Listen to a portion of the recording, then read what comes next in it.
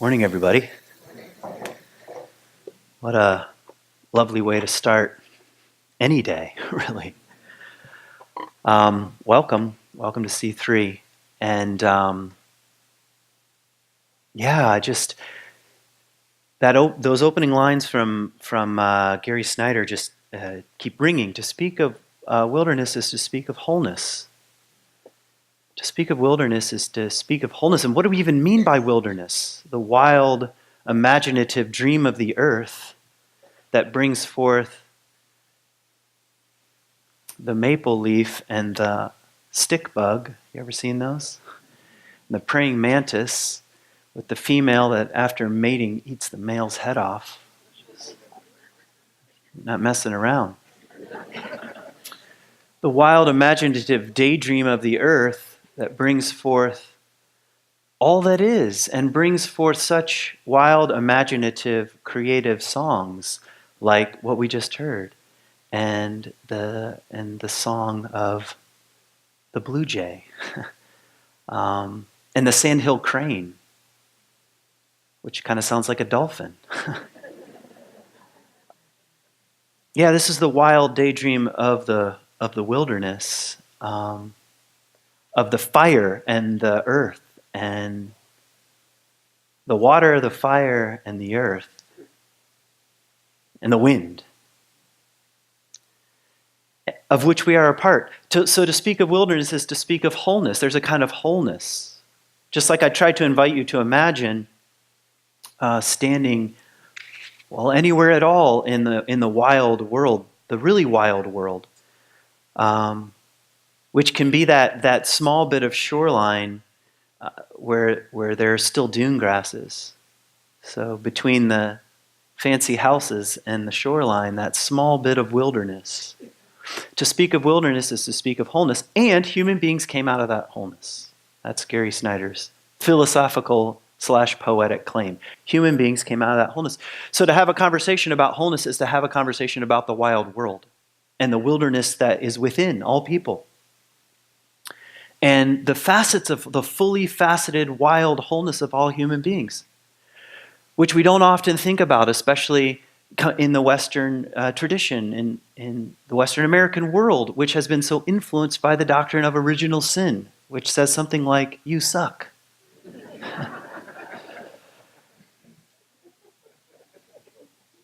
And true, occasionally we do suck. But there hasn't been much imagination for the fully faceted, wild human self. And what would it look like to cultivate that wholeness? And what I wanted to do last week was introduce you to one symbol of what that looks like, and that is through the work of Bill Plotkin. Which in your bulletin. There's a little map. And it's an imaginative and creative symbol or metaphor, really model for how do we talk about that, and how do we talk about human wholeness, and how does that relate to the natural world? And last week we described those four directions: north, south, east, west, and even dimensions of the north and the south and the east and the west. Remember? And how easily even certain images and words came to mind when we named something like north and south and east and west. And then we just mused a bit about what are archetypes associated with that. How is it that human beings have in their deep psyches these resources and these archetypes? And how are they related to the natural world itself? And how might we become, and this is maybe more to the point, how do we become more fully engaged participants in the earth community? On the earth, with our bodies and our minds and our hearts and our beings and our souls. How do we become co-participants in the dream of the earth? And how might something like turning our attention to our wholeness be part of that equation?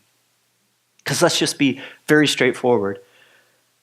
Human beings, when they're not living in a kind of with a kind of wholeness, and we can always be asking, what do we mean by that? But let's just leave that aside for a second. But when human beings aren't living in their own wholeness, in the wholeness of the earth, we wreak havoc on stuff, which is the situation we're in.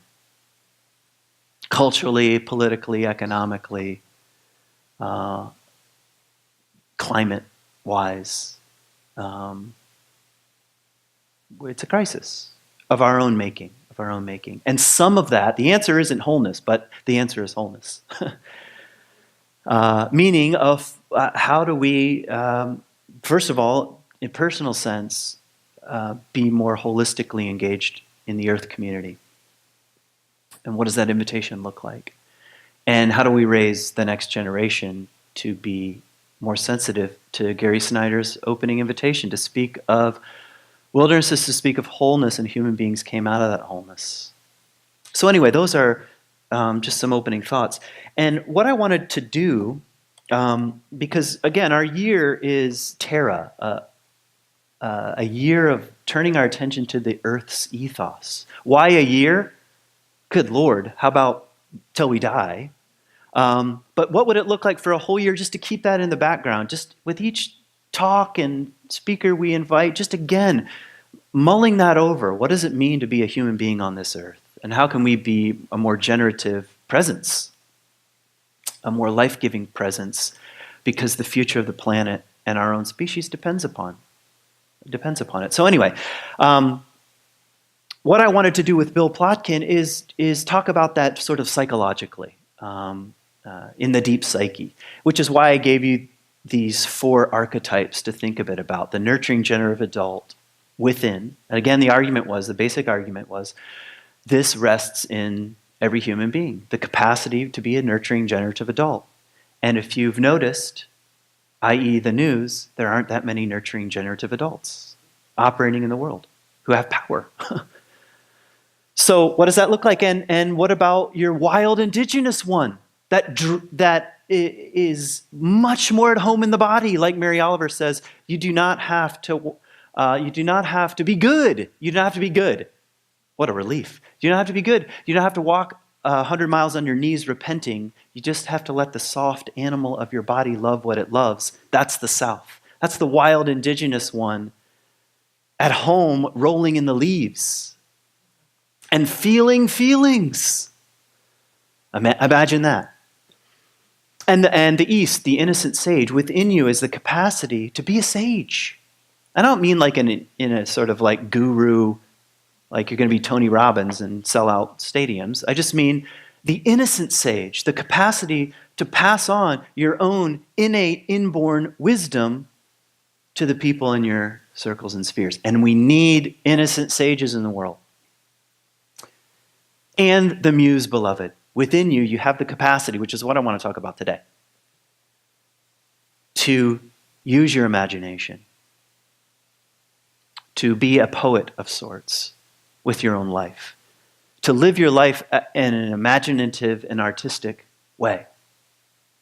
You have within you the muse, beloved. One of the things that happens with the muse is we let other people do it for us.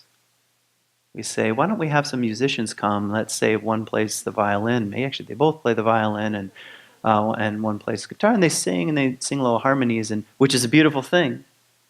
But you have that capacity. I don't mean the way it comes out in specific instruments, but just in terms of your full-faceted, imaginative self on this earth, which is needed in the world. Remember Einstein says no problem can be solved by the same consciousness that created it, which is why we're so screwed. What comes from the side is the muse, is the imagination. And you probably heard Einstein say, I came up with E equals mc squared in my imagination. We think, yeah, right, you did math. No, he meant that. He saw it first as an imaginative symbol and then worked out the math. That's unbelievable. Or Michelangelo says, I freed the image from the stone. That's imagination. That requires skill, thinking, mathematics, tools, but it was first born in the imagination. And perhaps even the human species is one aspect of the earth's imagination.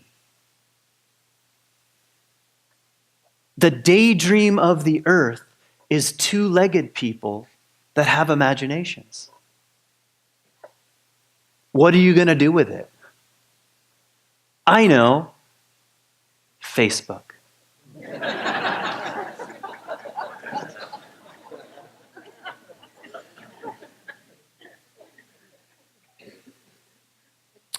So, I want to talk about one facet of wholeness this week, and that's the West.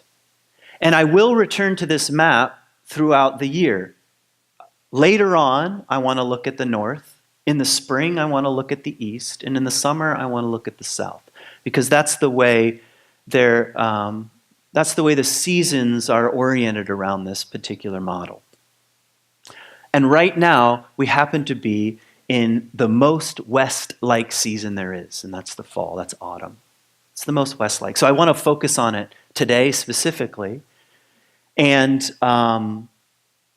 then I'm not on next week, but the following week I want to do one more dimension of the West, which is the shadow. So I won't talk much about that. It's the sub-personality or complex of the West is the shadow. And why do I want to do that then? Because Halloween is our collective outlet for the human shadow. So I want to talk about Halloween. So I would really recommend you dress up, okay? Especially dress up in something that you find very alluring or very repulsive. Either one will do. We'll be in the shadow, okay? So I don't need to see all of you wearing a wig that flops over this way.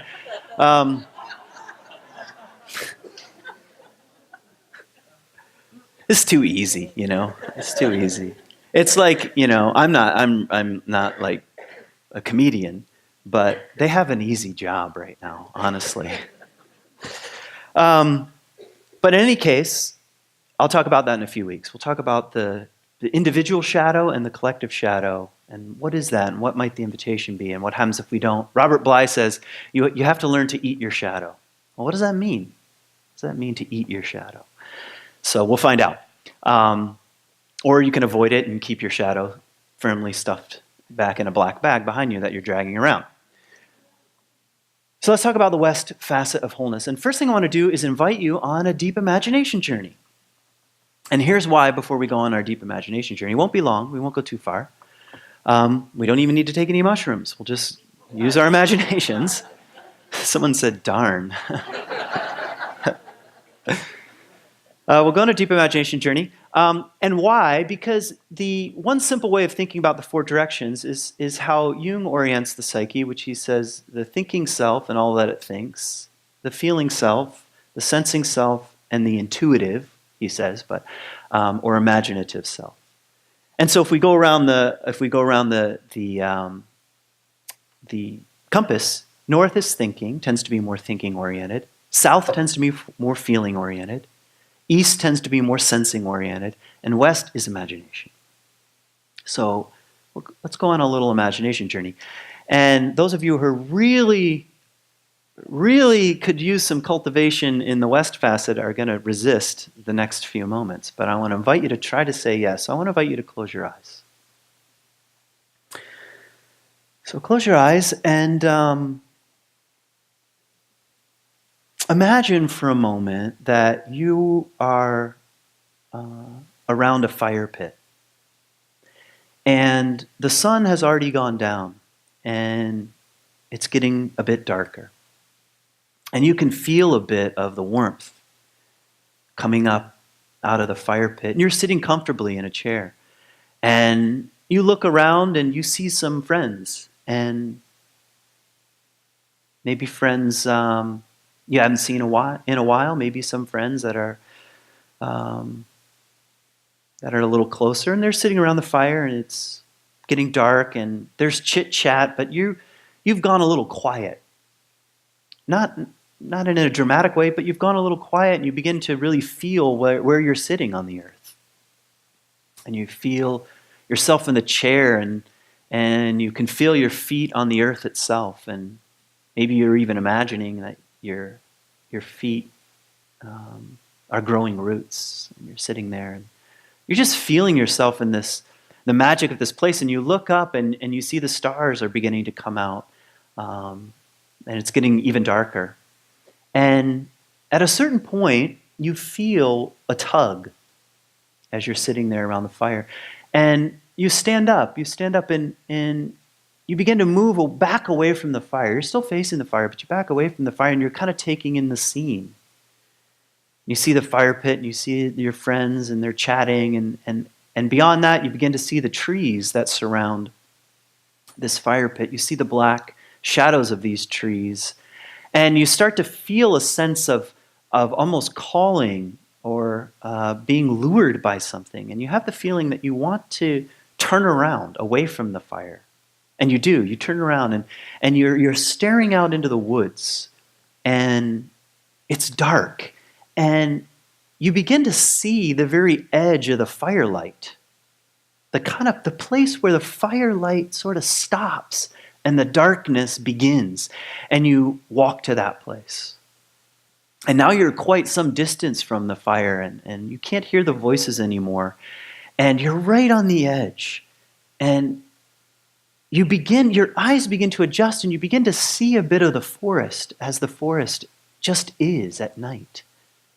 There's very little light. The moon's not even out yet, and the stars are beginning to shine. And you feel drawn even further.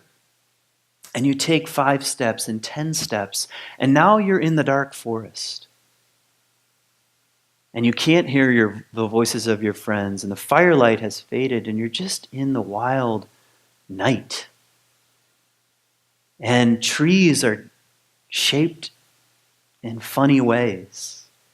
And the forest under your feet crinkles in funny ways. And actually, in your whole body, you feel alive because you have that sense of being afraid and alive at the same time. What am I hearing? What are these noises? And the birds have gone quiet, but you have the nighttime noises of the forest, and you can't see, and you wonder what they are.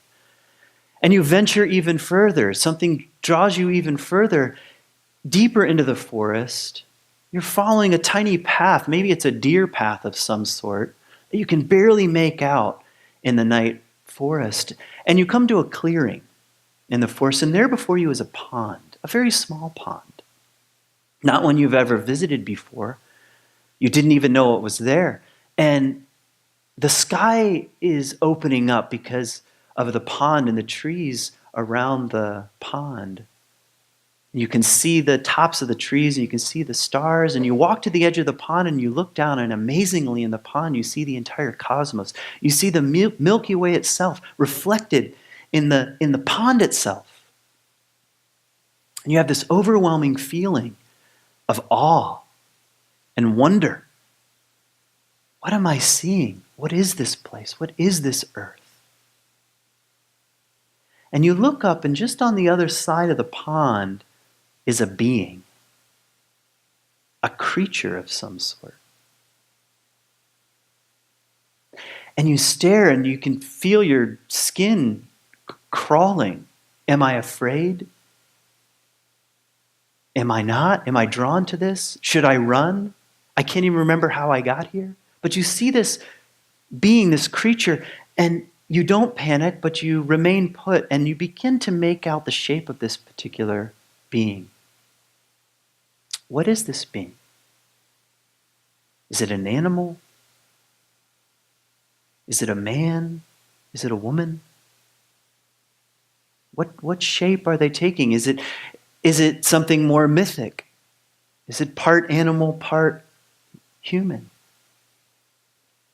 And you see this creature beginning to walk around the edge of the pond of stars toward you.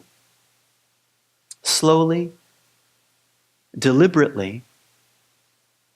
And you begin to walk toward this being. And you begin to notice more about this being, this creature, the shape of this creature. And they come right up to you. And in silence, they hold out their hand, and you take it.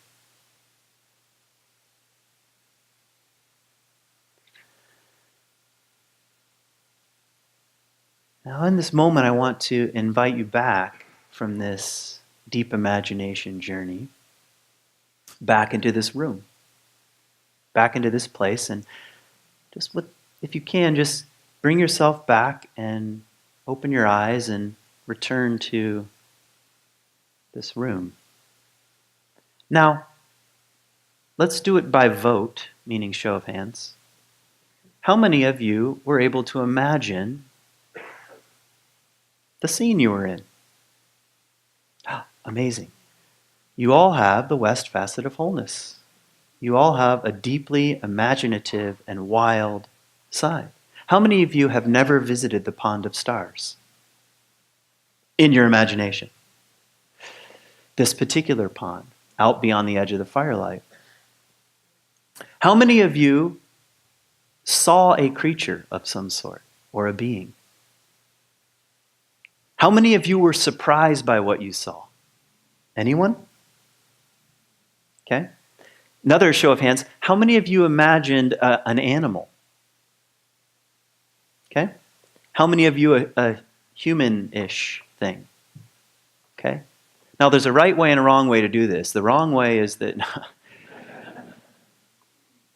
this is what happens when we jump on the train of the imagination. We begin to imagine things. We begin to be in the world in a very different kind of way. We begin to access something that was there all along. You could even, if this was, if you wanted to, you could bring this imaginative being back into your consciousness later in the day. You might ask this creature, why were you holding out your hand? What is it that you wanted from me? Or did you want something from me? What were you doing on the edge of this pond? Why were you coming to visit me? This would be a way of engaging the deep imagination in a slightly deeper way. So this is the west facet of wholeness. And in terms of epistemology, meaning how we come to know the world, it's one of the four ways we come to know the world: thinking, feeling, sensing, and imagination. We don't often think about that, but think about a 5-year-old. How does the 5-year-old come to know what the world is like through their imagination? And then what we slowly but surely and deliberately crush, this is called education, the education system, is imagination. You say, we need time to put away childish things and really get serious about life. And there's not a lot of room for imagination. We don't even fund the arts anymore. It's like art class, just even the traditional things, art class and creative writing and even music, that's the first to go. And as soon as the budget gets tight. But anyway, you obviously know that. So this is the west facet of wholeness, the deep imagination, and a way of seeing the world, and a way of imagining the world, and even imagining solutions in the world through the deep imagination. This is part of the invitation of the West. And the question becomes, how do we court this inner knowing? How do we date it? Because it's like dating someone, especially if it's been very shut down in your life. By the way, some people have stronger, just natural affinities for any one of these four directions or facets of wholeness, and others do, and others need cultivation. But it is like dating. It's like getting to know a part of yourself that has been there all along, but has gone dormant for one reason or another. Becomes some of the questions. So I want to talk about the West facet, depending on how much time we have, in at least 3 or 4 different ways. The first, we'll just make some basic observations about the fall itself, the autumn, and why I'm connecting this to the West facet. As we said last week, what happens in the fall? The days get shorter. We start thinking and contemplating the return of the leaves of the trees to the earth. Something is dying. Something is going into the earth. Something's going underground. Actually, trees are even going to sleep. Animals are hibernating. They're gathering up what they need to survive the winter. Just like I have a wood-burning stove, and I spent the last week chopping wood, getting ready to survive the winter. And and thrive even in the winter. This is what we do, what all animals do, as the seasons begin to turn. But it also brings with it into our consciousness that death is ever present, that everything is impermanent. Can't the summer just go on and on and on and on? Just no, it cannot. It cannot. It has to go underground. The Coast Guard Festival has to stop.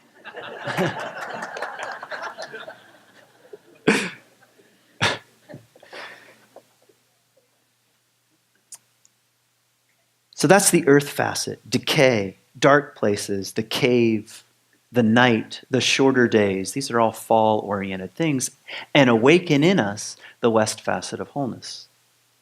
And suddenly, we feel like being a little more introspective, writing a poem or two. It happens. It happens to people. So that's the earth facet. The specific archetype, if you look at your map, Bill Plotkin calls the muse beloved, which is a lot more difficult to understand than the nurturing generative adult. As soon as I say that, you're like, I know what you mean. When I say muse beloved, you're like, huh? What is that? What are you talking about exactly? Which is a very West kind of question. What are we talking about? So we'll start with the muse. So a few thoughts on the muse. First of all, the word muse comes from sort of the Greek world of archetypes and gods and goddesses. So there were 9 muses who were, let me see if I can, the daughter of memory. Okay, I forget her name. The goddess of memory had 9 daughters, and they're muses. So by the way, that tells you something. At least in the Greek way of thinking about the muse, it's connected to remembering something. Remembering what's really true. And by the way, if you think about the way your own memory works, are there times when you're surprised by what comes up in your memory? Yes or no? And sometimes, like, you don't want it to return. But sometimes it's a smell that can evoke a memory, or you see a person, or you eat a certain kind of food, or you see a certain landscape, and something suddenly returns as a surprise. That's a visitation from the muse, in sort of the Greek way of putting things. You can't control the muse. The muse visits you. And sometimes it can come in the form of a memory, or at least is related. The 9 daughters are related to the goddess of memory. And if you think about that, if you think about cultivating a relationship with the muse, how would you describe your own relationship to the imaginative, wildly creative visitation of the muse? How do you open yourself up to such a thing if you can't control it? And what might be ways that you shut down your capacity to listen for these secret visitations? These secret visitations that seem to come out of nowhere and often come in the form of image, symbol, metaphor, word, memory. How do you remain open enough? If this is a facet of your own wholeness, how do you remain open enough to these whisperings? These whisperings in the wind that are sort of on the peripheral vision of your life. That's a bit of the muse. Sometimes when the muse visits, it takes over, and you forget to eat, return phone calls. This is sort of I don't like to use cultural examples because I don't want you to think I'm talking about being sort of a super special artist. But sometimes painters, writers, musicians, when the muse comes to visit, you have to pay attention to the muse. You cannot say, well, I've got 5 emails, and then I feel like watching a Michigan football game, and then after that, maybe we can date. It doesn't work that way. When the muse visits, you have to tend the garden of whatever she is bringing, or it's gone. And it can take over. And all of a sudden, you feel like something is flowing through you. Now, by show of hands, have you ever done anything in life where it feels like something is moving through you and you're not sure where the energy is coming from. Have you ever felt that? That's the West facet of wholeness. That's the muse coming to visit. And playing in a delightful, creative way. Might whisper things to you like, Mother Mary, will you change me back into a witch? That's the muse doing what the muse does. Imagining a life in the willows, or whatever the next line of that cool song was. So this is a bit of the visitation from the muse. What else do I want to say about it? It's much more like a dance, and it seems to come up from the underworld, and love's symbol. So what is meant by the other side of that, because it's a hyphen, the muse beloved. And here we have to get into, just really briefly, a little bit of Jungian psychology, or depth psychology. So, according to Jung, everybody has both masculine and feminine. Everybody. Called the anima and the animus. And everybody has an opportunity to date or court the opposing inner beloved, the anima or the animus. Sometimes, though not at all exclusively, sometimes if you identify as male, that's courting the inner sacred feminine. Sometimes if you identify as female, that's courting the inner sacred masculine, although it doesn't have to work that way. But some dynamic, some swirl, like imagine the, now I can see the symbol. The yin and yang, thank you. You knew what I was talking about just by going like this. Some swirl is what we mean by being a human being. The inner masculine and the inner feminine. And by the way, if you think, wow, this sounds like a bunch of psychological babble, it's also true from a scientific point of view. Every human being on this earth, regardless of gender, starts off female. Did you know that? In the womb. And then there's that little trigger. So that's interesting in and of itself. That means everybody, especially, well, in this case, the male gender, has a female component, scientifically. Can't do anything about it. You can't say, that's not me. It was you and is you. But anyway, so back to the anima and the animus. Part of courting the beloved is courting the sacred feminine and the sacred masculine within, which we often project onto other people.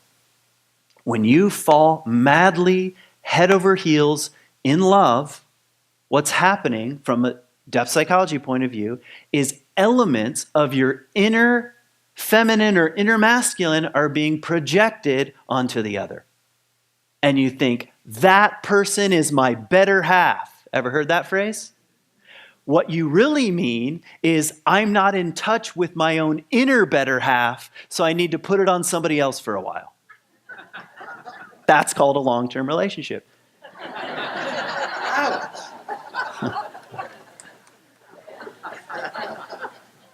You're laughing because it's true. And actually, growing up psychologically is beginning to own some of that stuff back. I don't need to put this on my partner, I need to own it myself. The definition of an unhealthy dynamic would be just breaking up with person after person after person, projecting, looking for the magic person that meets all my needs, instead of owning it. Oftentimes we say, I married the wrong person, which is sometimes the case, believe me. But sometimes we just take all the stuff that we were putting on them and we I'll just put it on somebody else now. And, you find out in 5 years, I married the wrong person. So anyway, now I'm getting into shadow stuff and we'll wait a couple weeks. We'll go deeper in a few weeks. But what Jung says is that, and anyone in depth psychology would say, is that you have to begin to date these elements of the inner feminine and the inner masculine. How do you get to know them? Well, there are different ways. There are dreams Dreams is one of the primary way. How many have ever dreamed of someone of the opposite gender? Okay. So a question would be, what qualities does the dream character have that I don't have? Okay? That's the beginning of dating what I'm talking about. And you begin to say, how do I embody these qualities? How do I embody what I see in the other dream character? You can do this with people in the day world, but it's a little bit more dangerous. It's a little more, dangerous is the wrong word for it, but it's a little more risky. But you can do the same thing. What qualities have I put on somebody else that I'm being invited to deepen into myself? This is the beginning of dating your own inner feminine and your own inner masculine.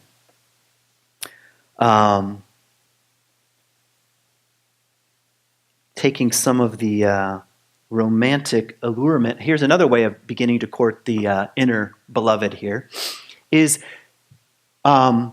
instead of thinking about romance, because one of the things I didn't mention is that the West loves romance, which I mean as something slightly different than just sort of sex and sex.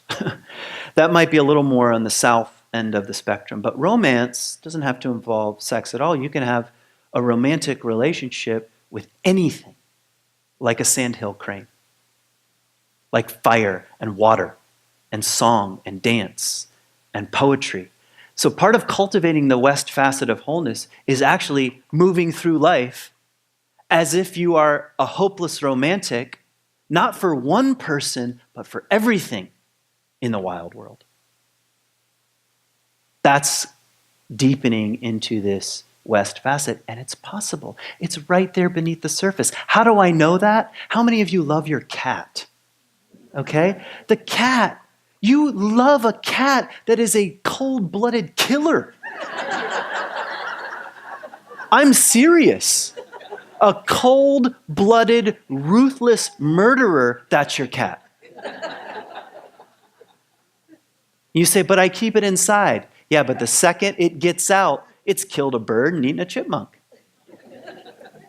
You can't even get this instinct out of cats. So if you love a cold-blooded, ruthless predator, and you will sleep with that cold-blooded, ruthless predator, you can fall in love with the wild world. You can.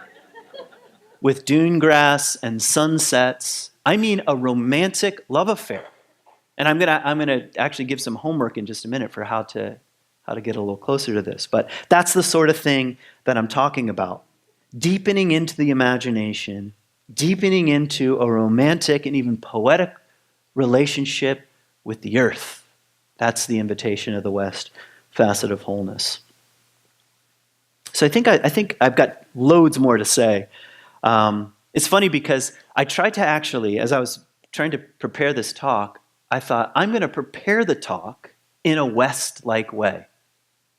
How would I allow my imagination, not so much my, how do I put together a good talk, and I'm going to have an opening joke, and then I'm going to have this, and that. What is the muse whispering? You know what the muse whispered? Go on a deep imagination journey and don't plan it out. The only image I saw was a fire, for some reason, a fire pit, and a pool of stars. I thought, I'm going to go on a deep imagination journey toward these things. So I was trying to access my own West facet of wholeness. I did not plan out, maybe you could tell, but I did not plan out this deep imagination journey. I just had an image. What would it look like to dance with this image and invite us on this kind of journey? So that's the West facet of wholeness. So let's end with just a little bit of homework. How do you cultivate? Because what I'm saying is it is already there. It's already there. And how can you become an even more whole person by cultivating this facet? So here are some suggestions. I want to suggest that you go on a West walk. What's a good West walk look like? Late afternoon or early evening? Or pure night? I love night walks. Just like you did too on your deep imagination journey. How many of you enjoyed walking out into the forest in your imagination? You should try it for real, okay? That would be a West walk. So walking out that time of day when day is ending and opening yourself up to the romance of the sunset of the way the shadows lengthen. Or have you ever seen the shadows lengthen as the moon rises? Oh, you can fall in love there. That's a West Walk. And you start accessing your own poetic self. I don't mean you're like Mary Oliver and David White. These are super special. They have super special visits from the muse. But I guarantee you, you have a poetic self that's right there. This is like this. That's all poetry is. But you engage and you begin to even sing, in a way, to the earth. That's a West Walk. I honor the dune grass and I see the way the shadows fall. Have you ever seen the way the dune grass, when the wind blows just right, makes a circle? You ever seen that? It's amazing. And falling in love like a hopeless romantic with the circle of dune grass in the sand, that's the West facet of wholeness. Just coming up for air. Like, finally, I can breathe. You don't have to shut it down. You can enjoy it. So that's cultivating a bit of the West facet. So the homework is to go on a West walk, to write love poems to the landscape. That's the invitation. To court this imaginative self. If something pops into your head like a pool of stars, you date it. You say, well, where did you come from? I'd like to hold your hand for a while. Not like, get back down to it. I got some things to bitch about on Facebook, get out of my mind. No, just to start dating. 2 people found that funny. And I'll give you one more thing that's very West-like. If some of this gives you trouble and you're like, I don't know about poems and, walking around in the woods and all sounds a little freaky, talk to a child. Ask a kid what their most recent dream was. Don't interpret it. Just talk to the kid. Find out what's going on in their wild, imaginative selves. Ask them what kind of made-up game they were playing. And don't say to them, now there's a much better game called Trivia Pursuit, and let's ask one another rational questions. Enjoy. Like, I think I said this a few weeks ago, but it just popped into my head again. The Vietnamese Buddhist, his name is Thich Nhat Hanh, says one of the most profound acts of meditation is to go on a walk holding the hand of a child.